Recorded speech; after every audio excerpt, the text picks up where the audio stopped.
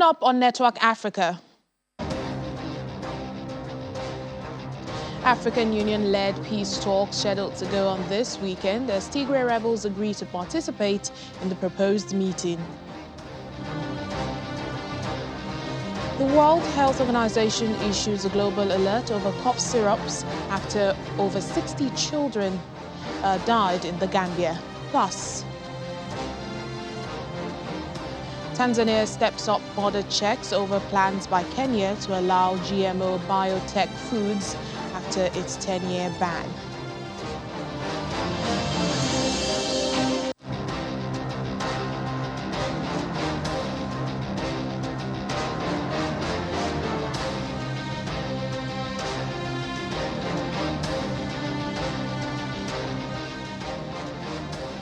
Hello and welcome to the program today. I'm Layo Olarinde.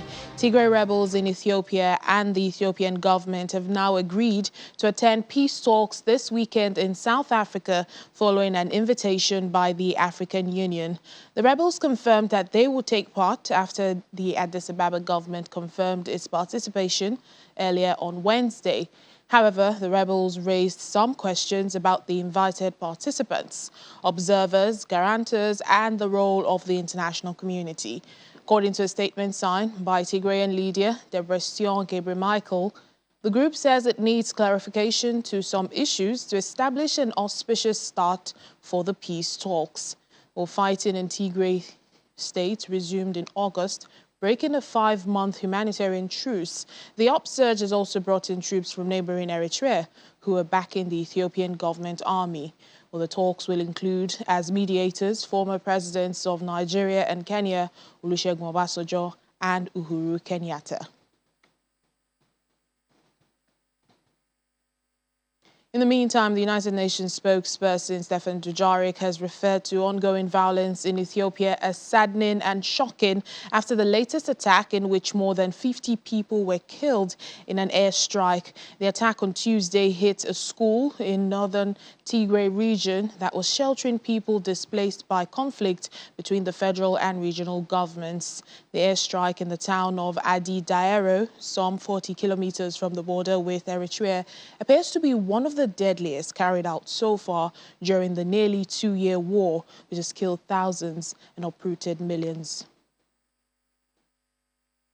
We've always been extremely supportive of the African-led initiatives to bring the sides together in Ethiopia, to see an end to the violence and the armed conflict that we've seen there, which has impacted millions of people. I mean, just yesterday, I think I gave you a pretty detailed humanitarian update, and the kinds of numbers that we keep talking about every week are frankly saddening and shocking for what is, at the end, a man-made humanitarian crisis.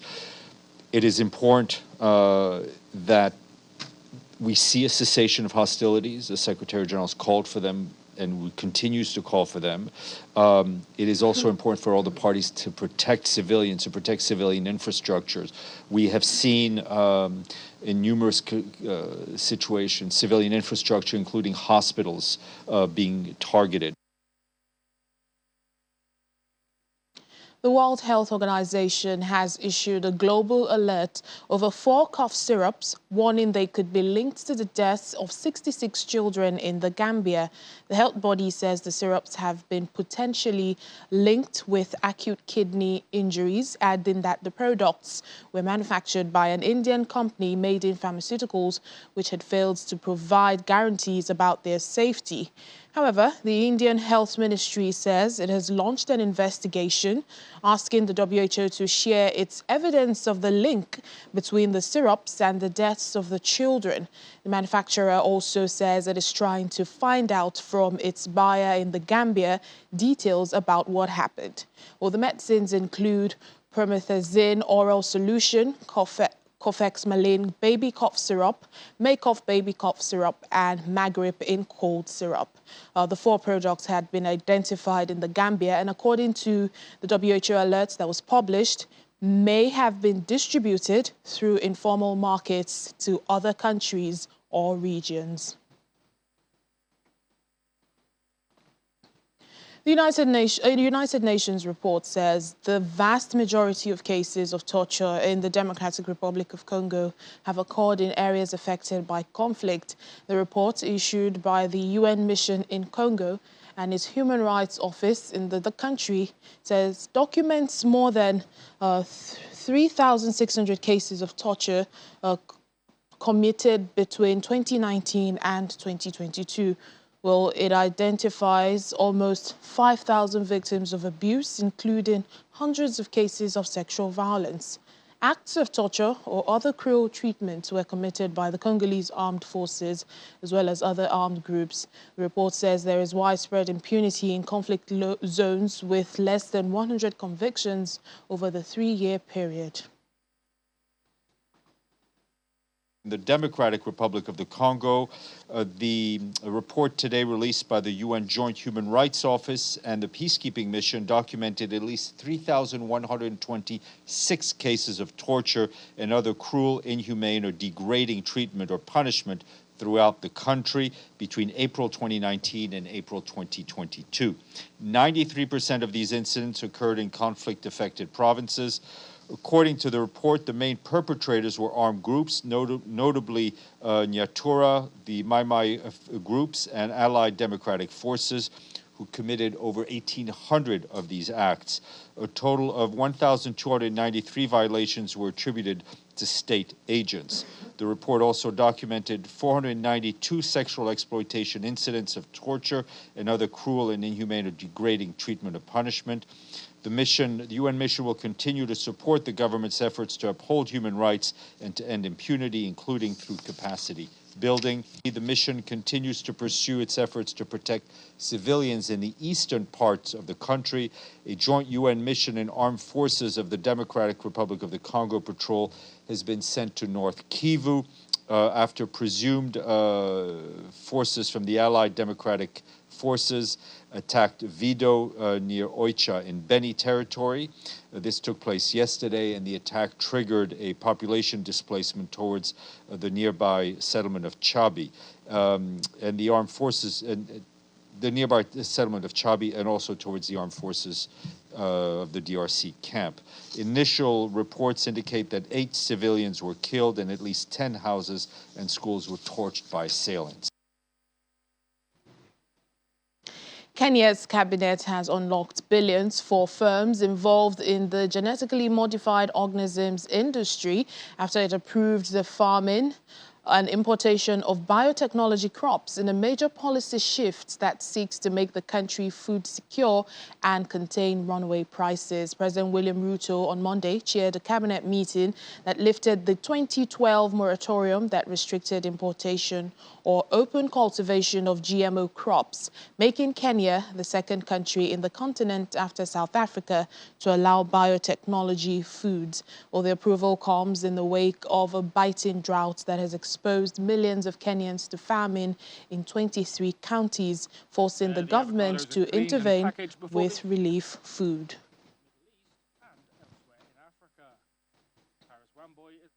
Meanwhile, agricultural officials in Tanzania have reportedly stepped up vigilance against the importation or illegal entry of GMO crops from neighboring Kenya, which recently allowed the use of biotech in farming after a 10-year ban.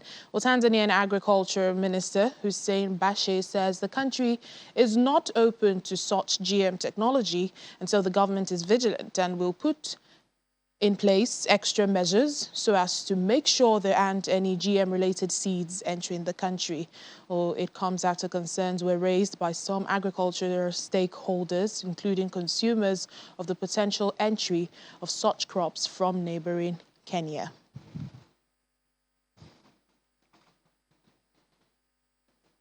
Joining us now for more on this is Dr. Sam Olowogbo, the Secretary at the Center for Sustainable Agricultural Empowerment. Thank you for your time on the program. Thank you for having me. Well, first, help us understand what are the benefits of genetically modified organisms farming. We see Kenya approving this in the wake of a biting drought in the country, essentially lifting a 10-year ban.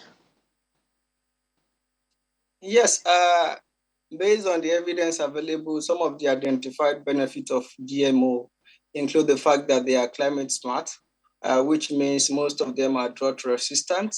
It has also been identified that most of these GMO crops are also pest and disease resistant.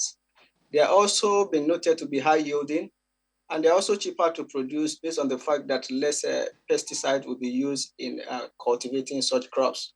That's also been discovered that there is a short maturation for these crops, and in most cases, most of them have higher nutrients compared to the traditionally grown crops.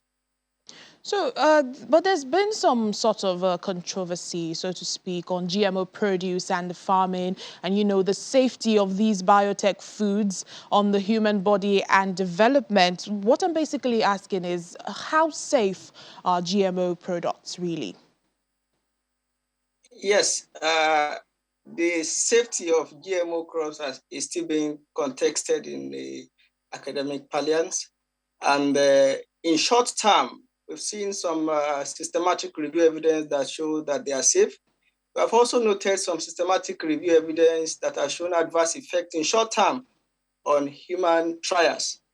Having said that, we cannot at this moment say it is safe or not, but rather we will suggest a long-term safety assessment of these crops for us to still validate if they are safe or not.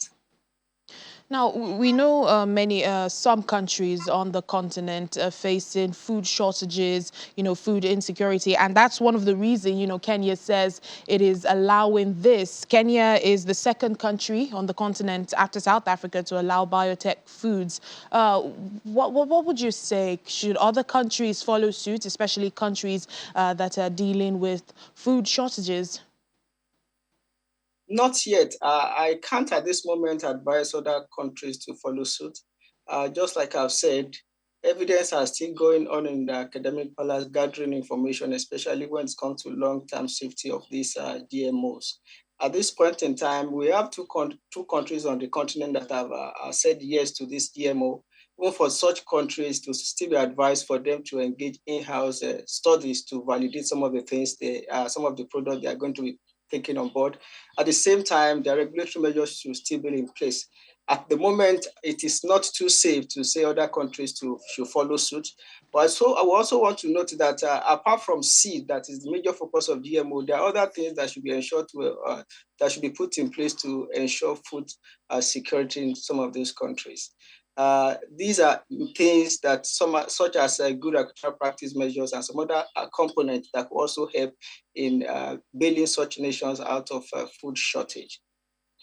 All right then, Dr. Sam Oluogbo, the Secretary at the Center for Sustainable Agriculture Empowerment. Thank you for your time. Thank you for having me. Still to come on the program.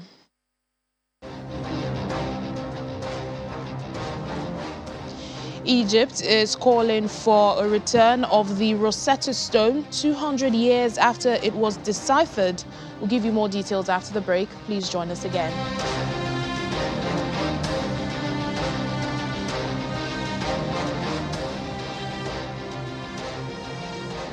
Thank you for staying with us. We continue in Sudan. The Red Crescent Society says heavy rains and flash floods in the country have caused devastation in many parts of the nation. Now, this has left 80,000 families in need of humanitarian assistance, according to the charity body. In the famine village of Zayed in South Darfur, tens of thousands of homes, boreholes and agricultural fields have been destroyed or damaged over the past months in what residents say is the worst flooding in a decade.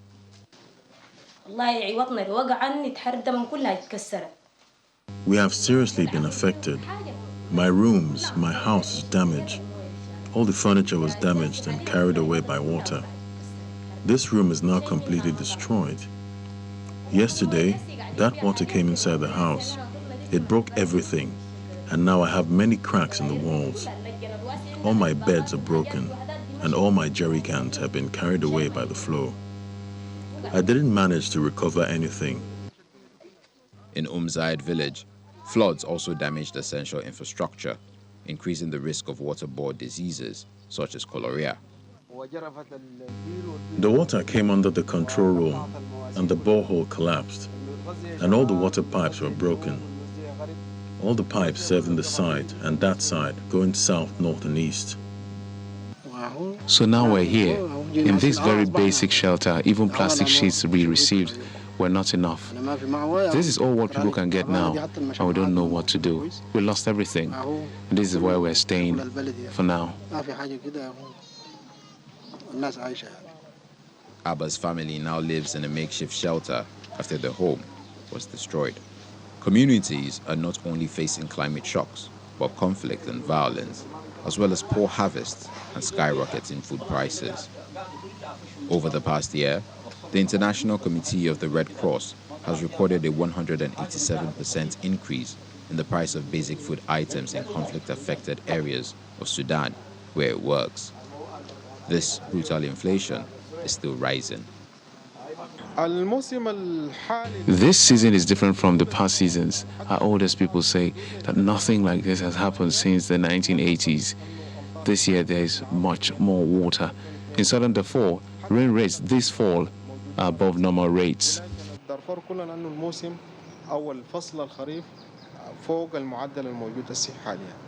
The United Nations said nationwide, more than 150,000 people have been affected by flooding this year, double the number at the same stage of last year's rainy season.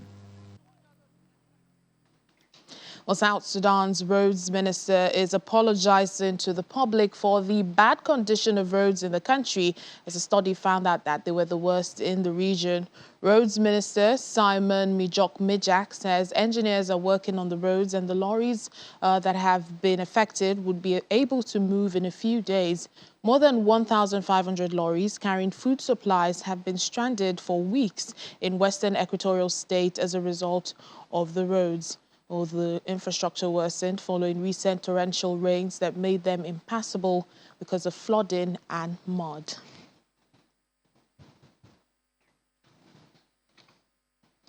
Well, here in West Africa, Burkina Faso's coup leader Ibrahim Traoré has resumed the presidency following last week's seizure of power by military officers. A statement read on national television said Mr. Traoré, an army captain, was also appointed supreme head of the armed forces.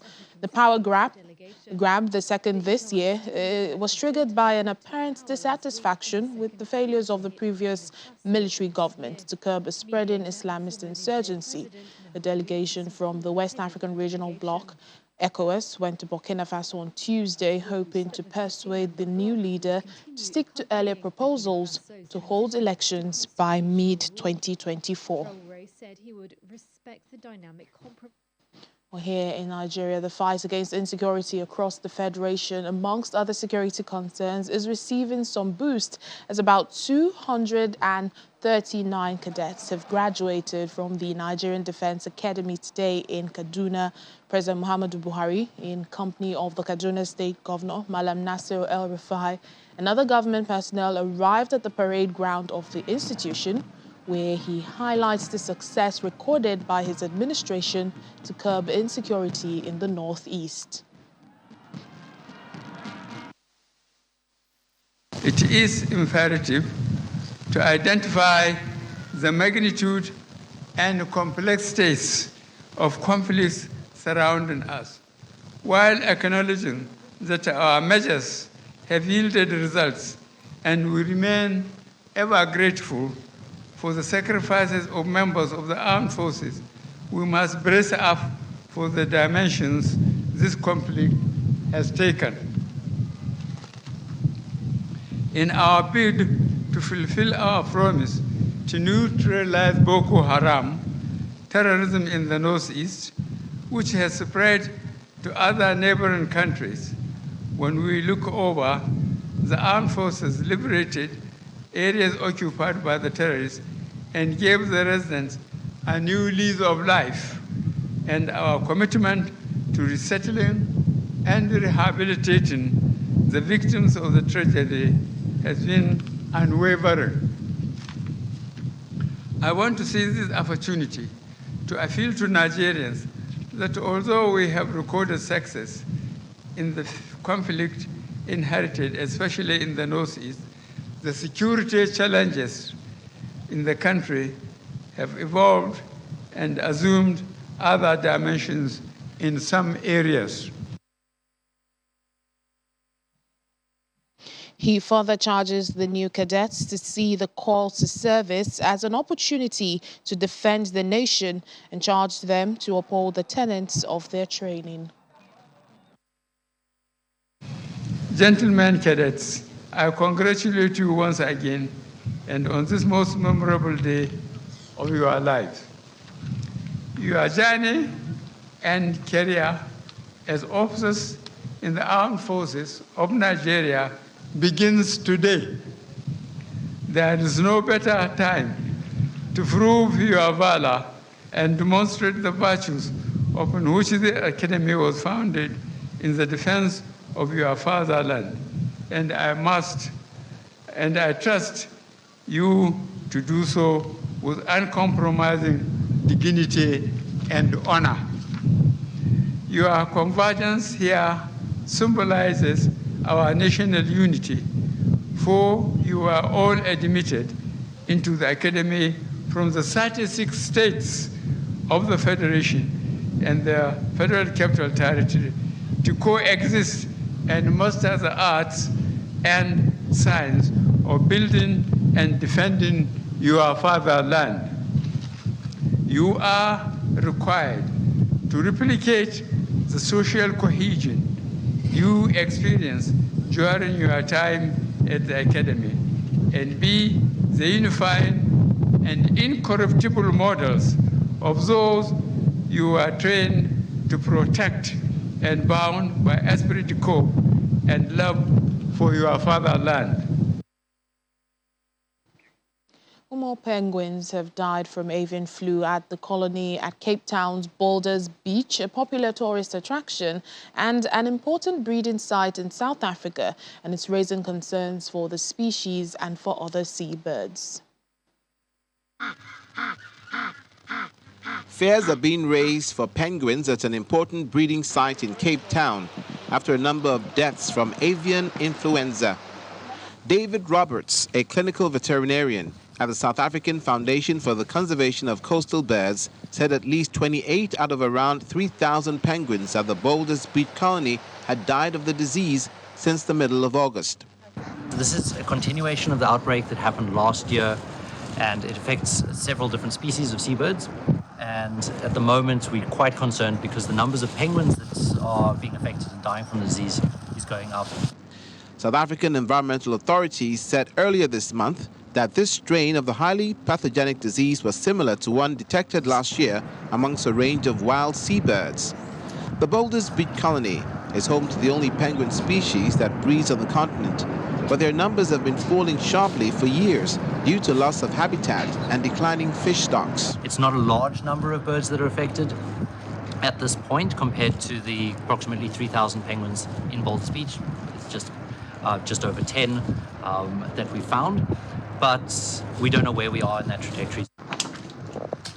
Dr. Alison Koch is a marine biologist at South African national parks. We've had 25 penguins affected by the avian flu, and of a colony of about 3,000, the numbers are still low, but because the virus is contagious between birds, we're doing everything that we can to reduce the viral load and transmission rate between the penguins. To identify and remove sick birds from the colony, South African scientists perform tests or diagnose penguins on their symptoms. Sick birds are then euthanized and, along with dead ones, are cremated in an attempt to reduce the spread of the disease. Finally, on the program, prominent Egyptian archaeologists have renewed a call for the return of the Rosetta Stone from the British Museum to Egypt. It's coming 200 years after the deciphering of the slab unlocked the secrets of hieroglyphic script and marked the birth of Egyptology. Well, the archaeologists' online campaign has gathered 2,500 signatures so far and aims to tell Egyptians what has been taken from them. And that's according to acting dean of the College of Archaeology in the Egyptian city of Aswan. And that's all we have for you today on Network Africa. Thank you so much for watching. I'm Layo Olarinde.